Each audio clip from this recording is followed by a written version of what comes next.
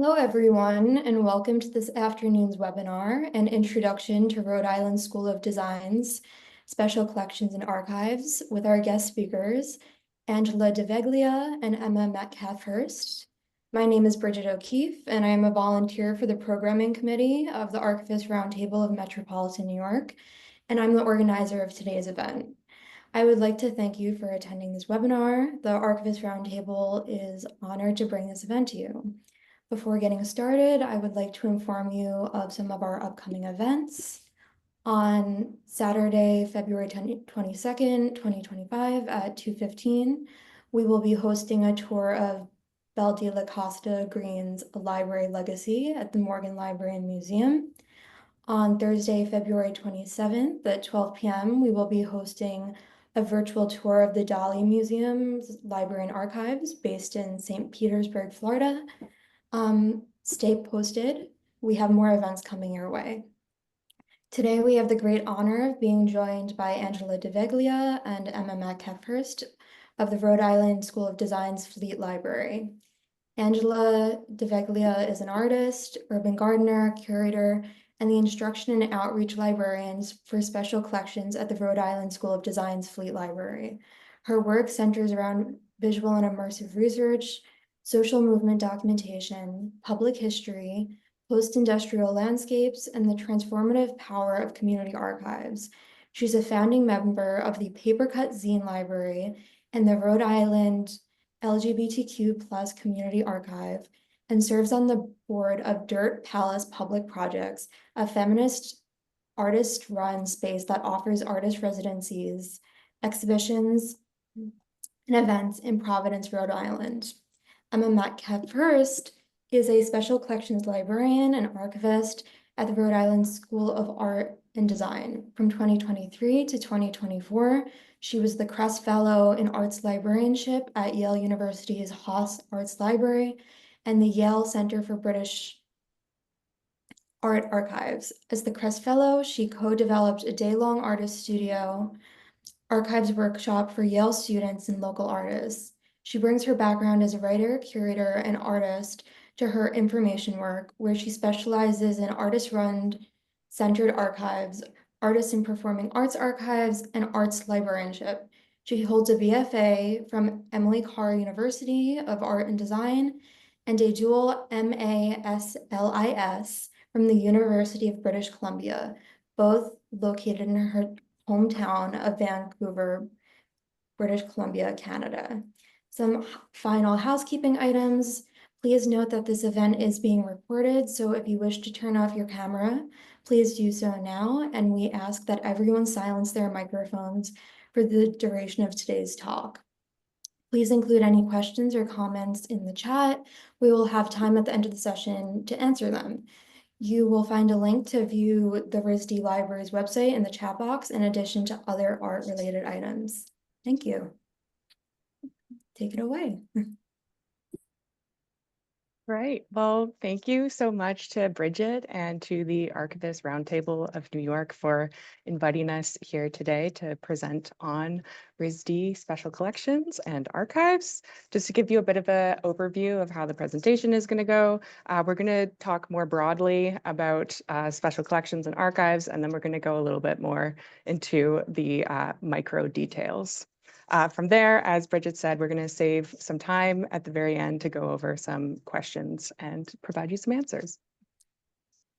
Yeah, and here we are starting off with a Venn diagram. So RISD Archives and RISD Special Collections are both pretty small departments within the larger library. Currently, we have a total of 4 full-time librarians and then 1 full-time staff person who are working in archives and special collections. We are separate areas, but we share a storage space. So we're all of our materials are in the same closed stacks. We do collaborate somewhat on collection development, We have a lot of shared workflows. That full-time staff person that I mentioned works in both areas in archives and special collections. We also take turns throughout this area of the library curating exhibits or working with community curators. And we also collaborate really closely on instruction. And not only do we share storage, we also share a reading room, which we will describe more later, is also our classroom.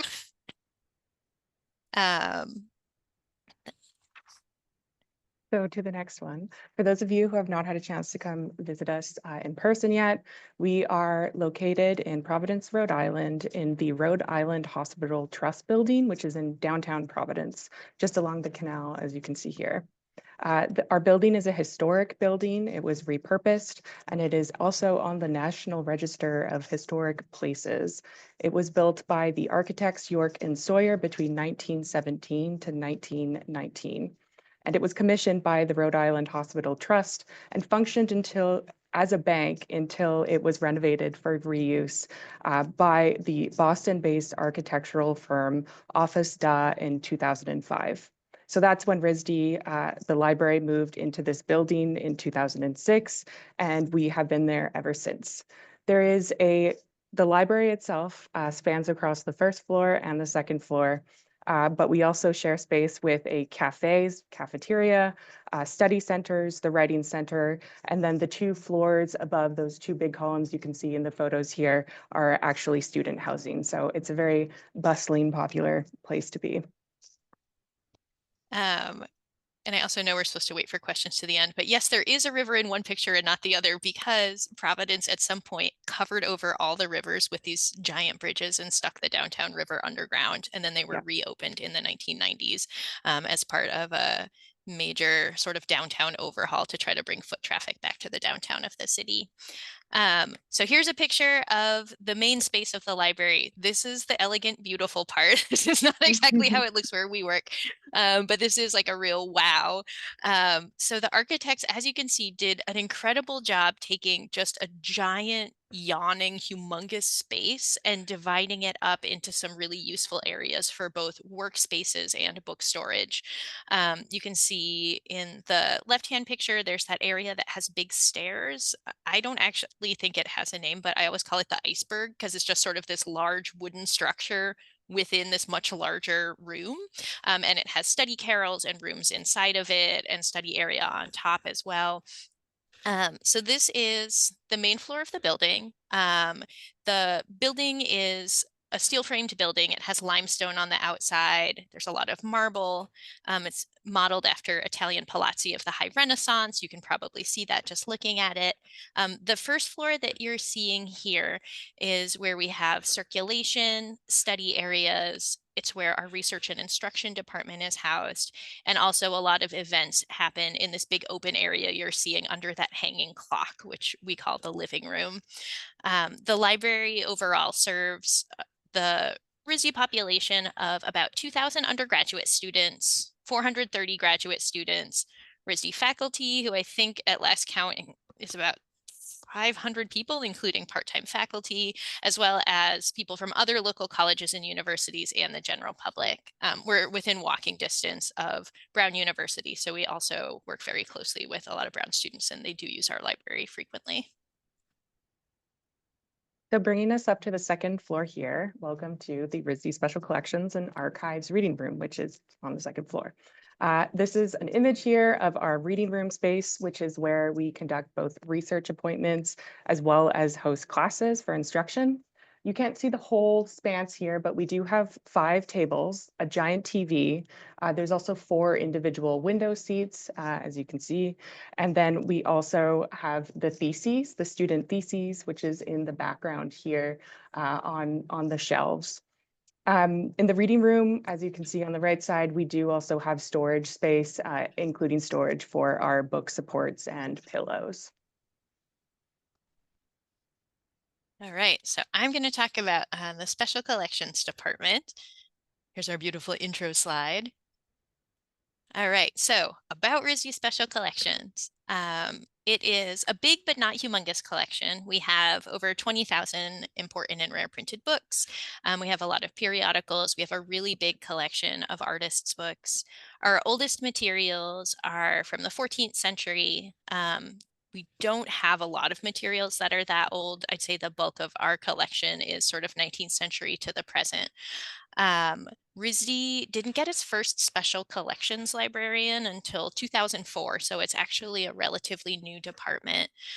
So a lot of the materials that are here were either part of the circulating collection in the past, or they were in sort of locked vaults in the general library, and then they got transferred up to special collections when the department was founded. We currently have 2 special collections librarians, one of whom is on sabbatical this year, so we're extremely lucky to have Emma with us working in special collections to help with all the many, many things that happen in this department. We have primary sources, and then we also have a lot of things that are, I'd say, kind of arguably primary sources, but that are really useful as inspirational materials for the RISD community. You can see examples on the side of some of the different types of materials that we have. We have a big artist book collection. There's an example of that on the bottom left there. We have a really large collection of zines here in special collections. And then there also is an additional collection of circulating zines that live in the circulating part of the library. The ones that circulate are mostly ones where we have multiple copies or they're still in print. We have some one-of-a-kind materials like the seaweed scrapbook that you see here. And then we also have a lot of books that are in unusual formats, which is a thing that there is a tremendous appetite for at RISD because our students are very, very hands-on and really interested in the materiality of our collections. All right, here's some highlights. So our major collecting areas really focus around the academic areas at RISD. So if you look at the list of RISD academic departments, those are within the broader topics of art and design. Those are the topics that we tend to focus on. Like I mentioned, we have a significant collection of artist books. We also have a really lovely collection of underground comics, many of which were collected by a single collector who donated a really incredible collection that is continuing to grow. We have historic illustrated children's books. We have a really incredible historic collection of materials related to landscape architecture.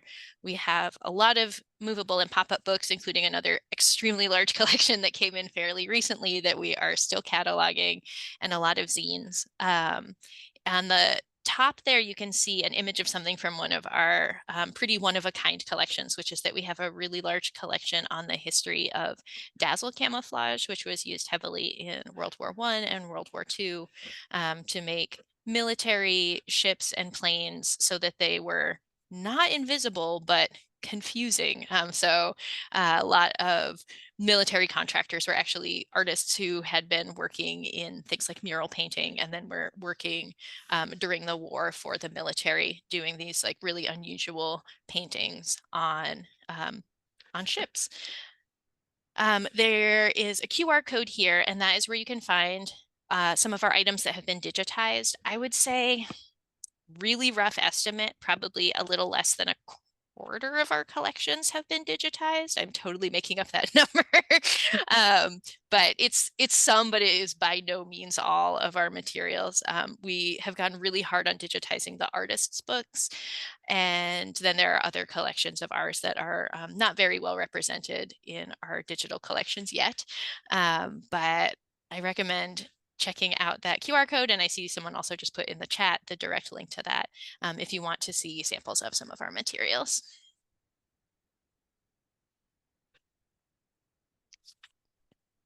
All right, it's still me talking about instruction, reference, and research. So we have a really, what I think is an extremely heavy teaching load here at RISD compared to other places where I've worked. We have 2 full-time special collections librarians who share the teaching load, and our classes, some of them are topical. So there will be a class that's about something like, I don't know, we had a really wonderful class that was about mycelium and interconnection. And then we have other classes that are coming in that are very focused on wanting to see a particular type of book material, book construction. And so they're much more focused on the materiality of the books instead of the content of the books. We teach about 120 classes a year. That's divided between 2 librarians. So each of us are usually, depending on how things shake out, teaching somewhere around 60 to 70 classes a year. And as Emma mentioned previously, we don't have a separate classroom currently, and so all of our classes take place in our reading room. It can fit about 20 people comfortably, and so when we have a request for a much larger class to come in, we tend to break it into sections, and so part of the class will meet in a classroom elsewhere in the library, and then they'll come into special collections in groups of about 20 people. We teach RISD undergraduate classes and graduate classes. I'd say that's the vast bulk of our class load. In the summer, in the month of July, there is something called RISD Pre-College, which is a program for high school students. And then there's a corresponding program at Brown called Summer at Brown, which also is for high school students. So in the month of July, we're teaching a lot of classes with really smart and interesting high schoolers. During the academic year, we also do classes for Brown University and then occasional classes for other local high schools, middle schools, colleges, and universities. Right now, we send out a survey at the end of the semester to all of the faculty members that we have worked with, because we're trying to sort of get an idea of what parts of our teaching are most effective and what parts people just don't care about as much, because we do so much teaching that we're always finding ways to sort of focus on the things that are really effective and that people really like, and then to scale back on some of the other stuff to try to rein in our workload as much as we can. This space is also being used for research appointments. I'd say on a typical day, we have somewhere around 1 to 6 research appointments coming in, depending on the time of year. And the bulk of those research appointments, again, are RISD students with the occasional Brown student. The primary point of contact when people are booking research appointments is our lead reader services assistant, who I know is here on the call. Hi, Allie. That person is essentially the air traffic controller for the reading room. So she's controlling the very dense and elaborate calendar that we're dealing with all of our incredible student workers, and making sure that there's not a bunch of conflicting things happening in the reading room. And the lead reader services assistant also selects materials for simple appointments. So if someone says, oh, I want to come in and see all the books you have about a particular artist, that's something that she'll select. And then if it is a more complex research question, then she'll also bring in Emma and myself for some additional reference support. And speaking of special collections classes, one of the things that we do for every class, and people love it, so even though it's time consuming, we'll keep doing this for every class, is we create a research guide for every class. So it lists the titles of everything that we looked at during the class visit.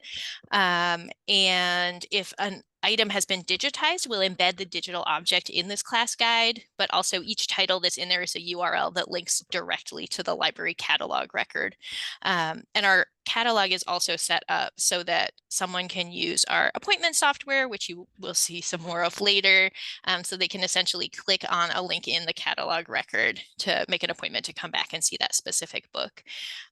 This is created using LibGuides. I will say this is not what LibGuides is meant to do. And so it's a little bit unwieldy. It works very well, but then occasionally we have crashed LibGuides with like the number of class guides that we have in here, because as I mentioned, we're teaching about 120 classes a year. So we're posting more than that, because we have some that stay up here for a couple of years for classes that come in every other year. And yeah, like I said, we get really positive feedback on these. We hear from a lot of faculty members that their students will return to this list over the course of the semester. So yeah, I think that these were done on paper and printed out in the past, and then we transitioned to this digital format probably like 5 or 10 years ago.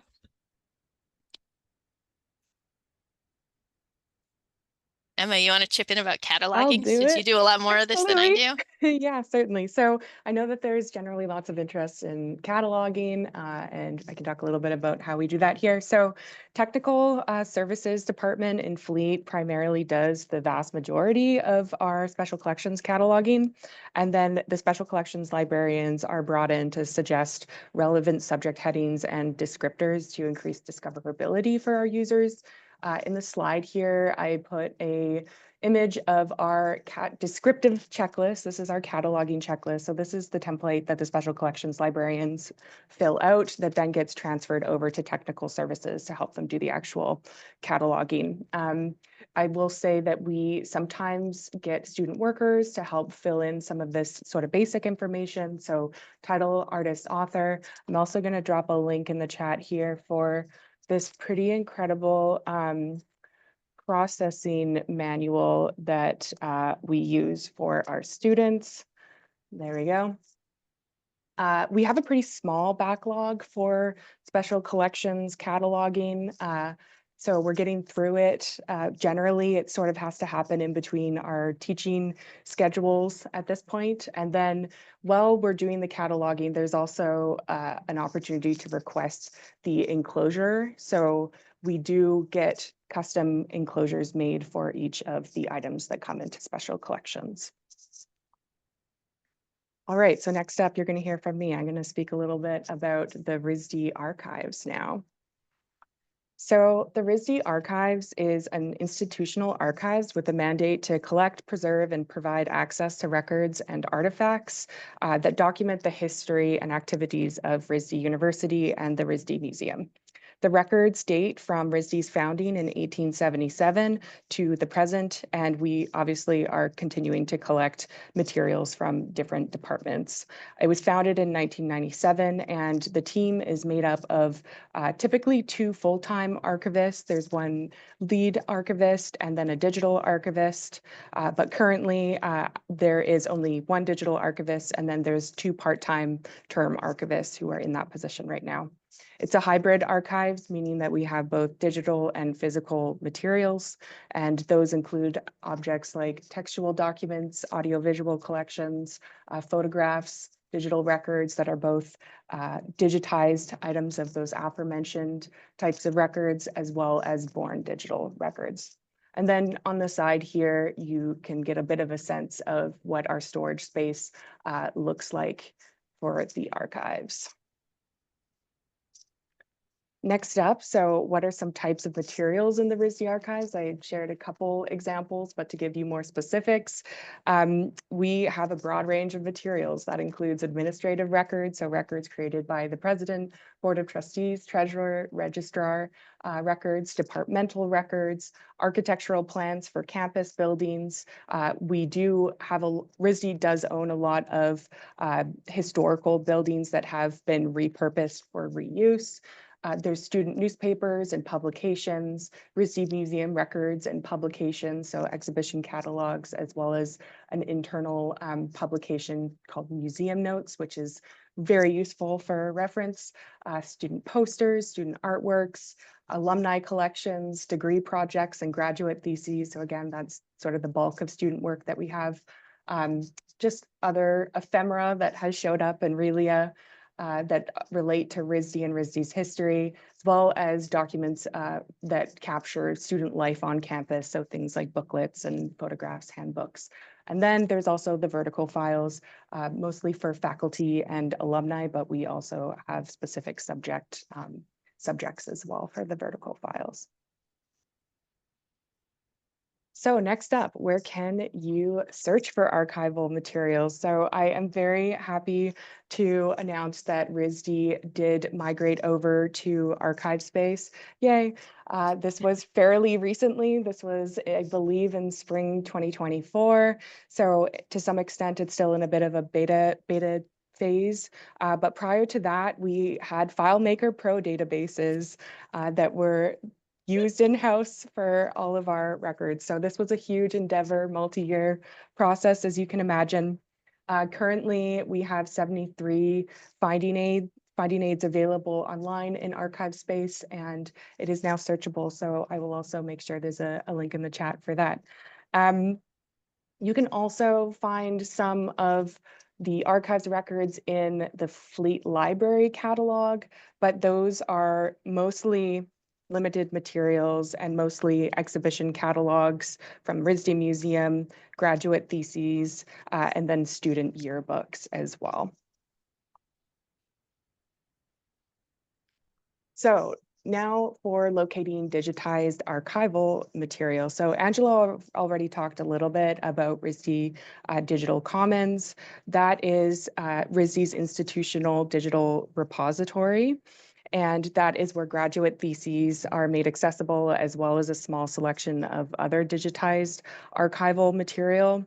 That is one of the areas that we provide materials digitally, digitized copies, but then we also have the RISD's JSTOR. So it's called Fleet Library at RISD JSTOR. These are mostly collections from the Visual Materials and Resource Center, which is also housed on the second floor. They're our neighbors, but there are also a few RISD archives and special collections materials. They're mostly discrete collections though, and again, just a very small sample of the actual whole size of our archives. And then digitization projects. So obviously this is a very large endeavor, but something we are continuously undertaking here. One of the largest projects that has been worked on in the archives just over a year, I believe, is digitizing the student newspapers. And that is now those are being made available on RISD Digital Commons under the archives. Those have been scanned to ensure that they are also OCR'd, so they're keyword searchable. So they've, again, been an incredibly helpful resource to be able to put online. We've had lots of positive feedback from that, and we'll be completing that project, I believe, in early spring or so. Those publications date between 1910 to 2003. So there's a huge amount of RISD history that captures, especially from student perspectives at RISD. We're also working on the digitizing graduate theses, and we have an upcoming anniversary. Our 150th anniversary is coming up. So there's definitely a push to digitize more historical photos as well as scrapbooks that date back to the early 20th century or so. And those were made by individuals at RISD Museum as well as in the RISD Library. I should also note that we get a lot of help from graduate students on these digitization projects, and we have another graduate student who's currently working on digitizing lectures that have occurred at RISD throughout the years. And those are going to be, again, made available online at RISD Digital Commons, and will include both the recordings as well as transcriptions of those recordings. So Angela talked a little bit about instruction in special collections. We also do some instruction in archives, but compared to special collections, instead of 120 classes a year, it's only about 4 to 5, so way less in that area. That said, we do use archives materials in special collections. So the most kind of common area that we get requests for that activate the archives in an instruction setting are the graduate theses. So again, these are mostly to give students who are in the graduate program here at RISD an opportunity to see what past projects have looked like. So it's really giving them an idea, not only for inspiration, but sort of how that has evolved over the years. Some faculty here at RISD are super involved in the archives and doing archival research themselves, and just really want to emphasize the importance of giving their students an experience of doing archival research and analyzing primary sources. So it's always a pleasure to work with them. And then just here on the side, you'll see that this is just an example of some materials from the archives that we pulled for a special collections class that was on computer programming and computer art. So obviously we wanted to pull out some materials related to the Jacquard loom and look at that history of its use here at RISD. I will also quickly touch on archives reference and research, since that is also an active area of our department. We provide research services via email and phone call sometimes. I'd say it's definitely majority email. We're by appointment only in the reading room again, and we have a 2-day minimum turnaround for requesting those materials, if not longer, depending on the request. We do also provide scans as requested. Those are high quality, and in some cases, those can be published as well, but there is a permission to publish agreement form that is distributed to the researcher. All right, I'm going to talk a little bit about collection development. And let's see, Emma, can we go to that next slide with the nice picture of us developing the collection? So we have a collection development policy that's being updated this year. It is part of a broader holistic plan that is designed to be kind of a collection development plan across all of the areas of the library. And so that is in flux right now. But we are, of course, continuing with collection development for special collections, as well as some new acquisitions for archives, which Emma will talk about in a minute. We take donations for single items or collections. You'll see when we show you our storage space, we are very tight on space. So when I say collections, usually we don't take a big collection unless it's something incredibly relevant to a lot of our teaching and reference requests. We have a few small purchasing funds and endowments for adding to existing collections, including a fund for adding to materials about the history of computers and computing, which is one we've been having a lot of fun with lately. And then we also, of course, purchase books from booksellers, rare book dealers. We also, when our collection development person is not on sabbatical, will often travel to book fairs or go visit independent publishers or have book artists or publishers visit us here on site.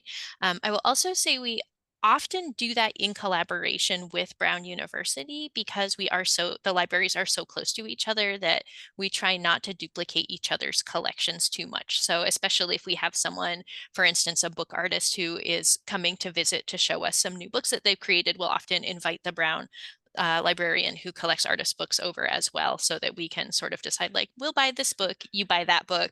That way we don't have multiples when it's really easy for our students to visit the other institution. We have a very limited budget, and so I think that compared to some other places, we are particular about what we add to our collections, just because of the limited budget and the tight space. We do get requests through faculty, students, and other users of things that they would love to see in our collection, and we do try to prioritize those. And if we do purchase those materials, we always contact the person who requested it or mentioned it to us so that they can come in and see it when it has arrived. I should note quickly that there is also a collection development committee here at Yes. RISD, which our special collections librarian who's on sabbatical is involved in, but that is also members from other departmental areas from the library as well. And my understanding is that they are updating the policy, the collection development policy this year. It's part of a holistic library-wide collection development plan. Okay, so back to archives again. So a little bit different here. As I already mentioned, we are still actively collecting from various RISD departments. That usually happens though when faculty retire or when there's a turnover in sort of that high level administration. We are definitely working on developing our records management plan here. Donations are mostly coming in from RISD alumni, as well as others who typically have a connection to RISD in some way. So whether that is that they live kind of close by and are aware of RISD, or perhaps involved in the arts in some area, or alternatively that they have a family member who went to RISD at some point. Student work, I mentioned this. So degree projects come in at the undergraduate level, and those are specifically photo and film, animation and video.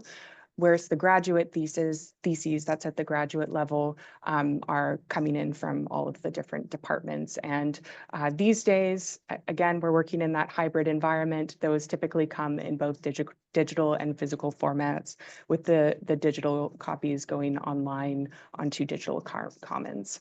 We also collect posters from around campus to document the different activities happening around here, and student work.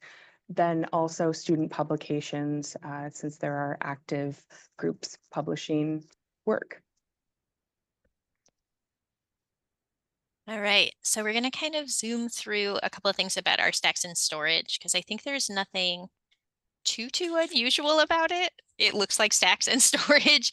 I will say that one thing that might look different than other places you've seen, it certainly looks different than other places I've worked, is that we have a lot of enclosures for our special collections books. Part of that is because we do collect so many things like artist books that are unusual shapes and sizes. And so if you just had them like typical books on a shelf, it would be weird and they would fall apart. And then also those enclosures serve as protections from pests and environmental threats, but also, as I mentioned, we don't have a lot of shelf space. And so you can see some of these shelves are really crowded. And so the enclosures also are sort of protecting the books from friction damage from overcrowding on the shelves as we're putting things in and pulling them out. And also, as Emma mentioned earlier, these enclosures are usually created during the cataloging process by student workers who work in the technical services department. All right, archive storage. Yeah. So you already got a sense of our archive storage space. That's the front room. We also take up the first third or so of the storage in the back. So we're sharing a storage space with special collections. Again, here you'll see standard row shelving, a lot of Hollinger boxes and Bankers boxes. Each row is organized by creator. You can see some signs there. Then also unprocessed material does have an accession record created. You can imagine we have a very large backlog, so accession records are key. Then there is some more items stored in the processing room, which is in the very back of the storage spaces. And then special collections or archives, film, and audiovisual material is also stored in the former vault of the bank. Put it to good use. All right, here's something we weren't sure if we were going to show you, but then we thought lots of people deal with this. Let's talk about how we deal with it. So as we described at the beginning of this presentation, we're in a historic and repurposed building. It wasn't designed to be a library. It's been really beautifully redone in order to serve a lot of the library needs, but our environmental setting is not always exactly what we would want for archival and special collections storage. Part of it is that we don't have our own HVAC system that is separate from the HVAC system for the rest of the building. So we do our best to kind of make micro adjustments in all of our storage areas to try to keep the temperature and humidity as stable as possible. And then we also, during windy rain events, we are underneath a rubber roof that is prone to water getting under parts of the roof occasionally. And so in the time we've been here, knock wood, it never happens. We have not had a big leak or a flood, but there are areas where drips will come in on occasion. So all of the pipes that carry water that run through our space have drip pans underneath them, like big gutters that have moisture sensors in them. We have not had leaks in any of those in my tenure here, but if we did, there's a moisture sensor in there that would set off an alert. And the places where we do get those occasional drips, it tends to be the same spots over and over. So when poor weather is forecast, we just proactively do things like cover all the shelves with plastic. These pieces of plastic, our shelving is metal, and so they're held up with tape and really strong magnets along the top. We roll them up above the shelves most of the time. And then if there is a very big rainstorm or a sudden thaw of a lot of snow forecast, we tend to roll those down before we leave for the evening so that if a few drips of water come in, they're not going to land on any shelves or books.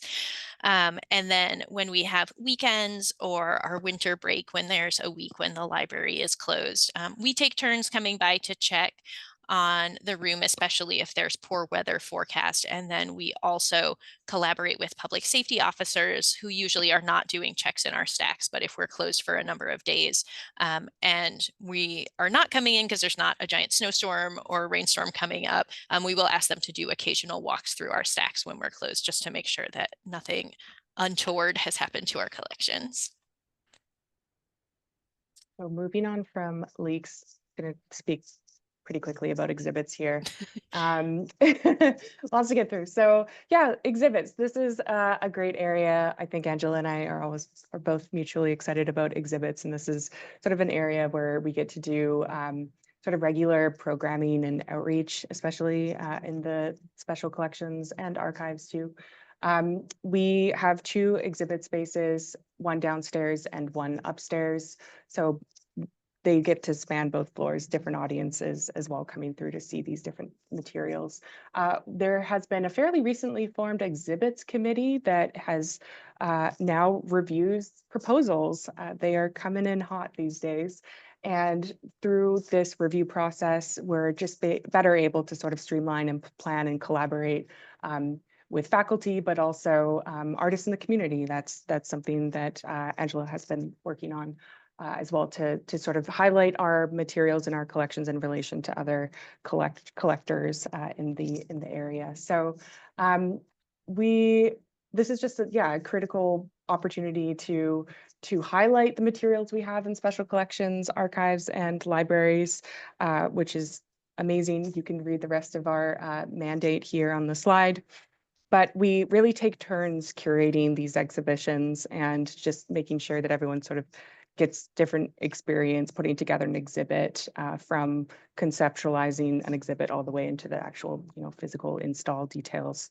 It's great experience for students as well to help out curating an exhibit in a special collections and archive setting. We do not currently display loaned material, but this is also something we are hoping to expand in the near future. All right, events and outreach is something that is a big part of what I do here at the library, and then also with really significant contributions from every single person who works in archives and special collections. So our special collections department plans the annual RISD Unbound Art Book Fair. It's a book fair that started in 2017, and it is an event celebrating artist books, zines, and experimental printed matter created by RISD students and community, local artists and designers, and publishers, artists, designers, and book enthusiasts from across the region. It is a pretty big event. It's free, it's open to the public. We usually have about 70 exhibitors at the event, and the usual attendance is somewhere around 1,000 to 1,500 people. It happens in the library, in a lot of different spaces. As you've seen, we're not kind of just like one big building with a bunch of floors piled on top of each other. So yeah, it's a little bit of a wayfinding journey, but it is really fun, especially because our building is not usually fully open to the public, because it is a building that also has student housing. This is one of the few days a year that the doors are just open for anyone to come in and come into the library. So it's also a really fun way to get more people in here. We also have an annual student artist book contest, which is coming up right soon. Our eyes are doing this because we've been working really hard on it this week. And that is a contest that's open to RISD undergraduate, graduate, and continuing education students. It's named after Jan Baker, who was a longtime faculty member at RISD, and Lori Whitehill, who was the first special collections librarian here. It's a juried contest, and we usually have a juror who is a book artist or an artist from somewhere in the Providence community. We also do pop-up events. There are book talks planned by special collections as well as ones planned by other library staff. Those exhibits that Emma talked about will often have a curator's talk or a panel associated with them. And then we also plan some events in collaboration with our community partners. These 2 QR codes that are here, one of them is for the RISD Unbound Art Book Fair, and one of them is for our annual student artist book contest. Okay, quickly zoom through some workflows. All right, so this is not that interesting. Here's a literal screenshot of Aeon. So we started using Aeon in 2023 for tracking materials that were used for research appointments and also for classes and instruction. It's been great. We're definitely still refining our instance of it and learning the ways to make it most useful for us. But something that is really great and means we don't have humongously large stacks of paper everywhere anymore is that it helps us refer back to what we used for past appointments and classes. And it is tied to archive space in ways that, again, are still being refined, but is really great to have a connection between the two different kinds of software. All right. And then in terms of how we physically get things off of the shelves, these are not actually the call slips we use anymore, but Aeon generates a call slip for something when it gets requested. We print the call slips, cut them in half. One half of the call slip gets put onto these little plastic markers, and then the other half gets stuck into the book, which goes on a cart and is brought out to the reading room. These plastic markers are color coded. So we have ones that are a color for things that are getting pulled for classes, a different color, things getting pulled for researchers, things going to technical services, and then things that are on exhibit. So that way, if something is not there, you can quickly tell just by glancing, where is it? Where do I look if it's something that I need right away? This is also super helpful for our student workers who are Yes. doing the majority of pulling and reshelving materials. Yes. So having that color code and that sort of physical reference, Yeah, incredibly useful. yeah, diminishes the potential of a book being reshelved in the wrong place. Yes. So active materials, yeah. Yeah. So here's some carts. Our carts are extremely hot commodities. You may have noticed we have a lot of stuff going in and out of the stacks every day. So we have been working to find new ways to refine our labeling and cart system. I do want to point out there are little magnets on the side of the carts that are holding those things that say like Friday appointments, Monday class. I got this from someone at my old job who loved these. They're actually designed to be used in stores, like on top of display cases, and they're incredibly strong magnets with like a slot where you can stick something in. I love them. I love the giant crazy magnets because even if you push it, it doesn't fall off the cart. And so, you can see here kind of things get labeled with the day of the class and then the day of the appointment. And then the carts kind of get moved along. And then when stuff's ready to be reshelved, it gets moved to the end of the line of carts with a marker saying that's ready to be reshelved so that when our student workers come in, they can walk right to all of those carts and tell what needs their attention. So for archives, some of our key workflows here, we have started to use out cards. That is that red folder here that says out, and that you may be familiar with these, helps identify what items have or folder has been removed, pulled for a request, whether that be for research appointments, classes, or also for use in an exhibit. So that's super helpful, just again, to have that visual reference of where something is supposed to go and ensure that it's going to be put back safely. We do have carts for archives as well. We have the sort of active materials. So that's for researchers who are coming in for appointments. Sometimes their research areas span across multiple appointments. So we sort of keep things aside for them and just ask them how long they need these materials for. Generally, that seems to have worked well. Once they are done with their research, then they get put back on the archives items to reshelve cart. As you can see in this photo, we also keep the out cards for archives materials, as well as those shelf markers, those orange shelf markers for archives materials as well. Someone asked in the chat section about whether we use call slips for archives materials. We are trying to do that as much as we can. So spring's a super busy time here for us at Fleet. So we just wanted to plug some of these events coming up.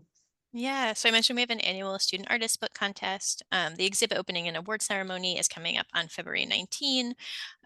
You probably won't come to this if you are in New York, but I do want to say that all of the entries that were submitted by students for the artist book contest have been digitized and are up on RISD Digital Commons. So if you want to see the really, really incredible books that our students create and submitted for the contest this year, definitely check them out there. And also the next Unbound art book fair is coming up. Yeah, so for those of you who love book fairs, please come check it out. It happens at the Fleet Library on the first floor. It is organized by the Special Collections Librarians, but also a volunteer planning committee consisting of, I will say, a lot of other librarians in the area, but also graphic designers, independent publishers, folks who typically have some familiarity with publishing in the region. We have about 70 vendors for that. And the really lovely thing about this art book fair in particular is that it's both for emerging and established bookmakers and independent publishers. So it brings together RISD students and faculty and staff, but also community members as well. It's free to table, which is amazing. And it's also free and open to the public. So applications for that open this Monday, February 10th. And then it's open at 1 minute for past midnight. Exactly. I will be awake Yeah. toggling the button on the application at 1 minute past midnight. Yeah. So if you yourself are a bookmaker, if you know anyone who might be interested in this, please do send them the link. We'll put that in the chat for you. And that is it. So thank you for listening to our presentation. Happy to take any questions and go from there. Thank you so much, Emma and Angela. That was such a treat. We do have some questions in the chat. One is from Jenny at the New School. Jenny asked that they also have one space for teaching and researchers at Parsons. How do you balance these two spatial demands? Do you ever have researchers in the reading room while leading classes? Does one get a priority? Yeah, I am happy to talk about that. So partly because of people power and partly because we do need to make sure there's lots of time for researchers to use the reading room, we never teach more than one class a day. We could limit it even more, but already we have to say no to a lot of classes. And so it's maximum one class a day, 5 classes a week. And a class usually lasts 60 to 90 minutes. I'd say 90 minutes is more typical. So with setup and breakdown, that's like 2.5 hours out of the day. The rest of the time, the reading room is available to researchers. We never have researchers in the reading room at the same time as classes, but occasionally, especially if someone is coming from further afield or otherwise has a limitation where there's only one day and time that they can come in, we will sometimes sit a researcher in our workroom, scanning room, which is kind of behind the classroom during a class. So the librarian who's teaching the class will be in the reading room with the class, and then our lead reader services assistant will sit in the workroom just to keep an eye on a researcher, and we'll bring her laptop back there to work. We try not to do that too much because it probably feels weird for a researcher to be in our workspace, and also is a little chaotic just because there's a lot of sound bleed between the two spaces. There's not like a true wall between them, but that's one solution that we have for when someone only has one time that they're available to come in. It's a balancing act, and our classes are booked out many months ahead of time. And so I'd say that takes priority just because of how class scheduling works in terms of when that's happening in the day. But then even if someone says, please, I have to bring my class in this one afternoon and the morning's already booked, we say, we're sorry, we also have to make sure we prioritize time for our researchers. That's great. We have another question. Do you have any tips or resources for those who want to host an art book fair at their own institution? Wow, good question. I feel like I don't have any resources besides go to a bunch of book fairs if you're able to, just to see what different ones are like, because they're really, really different from each other. I will say it has a lot of moving parts, which is not to discourage you from doing that. I think just in terms of thinking about the skill sets of particular staff members and when in the year it would fit into kind of the ebb and flow of your other work, it is something that you know, even just answering emails from like 70 different artists who are bringing their books in can be a little chaotic, although extremely fun. And the day of is really fantastic.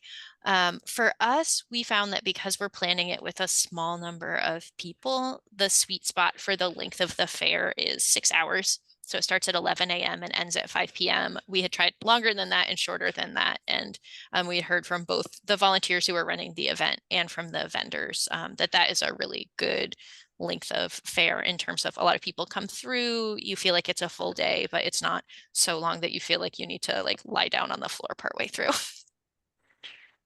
Happy to chat more about that too. That certainly could be a whole other conversation if that's something you're interested in.